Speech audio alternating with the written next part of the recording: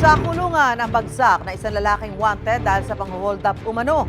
Mariin namang itinanggi ng suspect na hold-upper siya. May unang balita si James Agustin. Matapos sa mahigit isang buwang pagtatago, natunto ng pulisya ang 24 anyos sa lalaki na subject ng warrant of arrest para sa kasong robbery. Sinilbi sa kanya ng Laloma Police ang arrest warrant sa Barangay San Jose, Quezon City. Ayon sa pulisya, Hulyo ngayong taon ang hold up ang lalaki. Actually, dalawa po sila. Yung isa po ay nahuli na natin previously. At siya na lang po yung natitira sa warrant of arrest.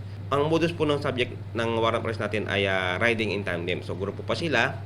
So, pag may nakakikita po sila ng tiyempo, ng bibiktimahin nila, tinututukan po nila ito ng baril at kinukuha po ang cellphone.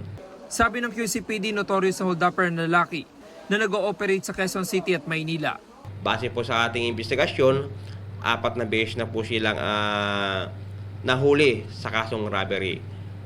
At unfortunately, yung mga complainant po ng mga ating mga robbery incident ay hindi po nagpapail ng kaso kaya po nakakalabas. Ikawalo sa most wanted persons list ng pulisya ang akusado. Pero giit niya hindi siya ng hold up. Hindi rin daw niya alam na may arrest warrant laban sa kanya. Wala, hindi naman talaga ako. Pero nagnakaw ka? Hindi.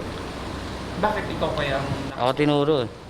Inihanda na ng pulisya ang mga dokumento para sa return of warrant. Ito ang unang balita. James Agustin para sa GMA Integrated News. Mga kapuso, para una ka sa mga balita, mag-subscribe sa GMA Integrated News sa YouTube. Sa mga kapuso abroad, subaybayan niyo po kami sa GMA Pinoy TV at sa www.gmanews.tv.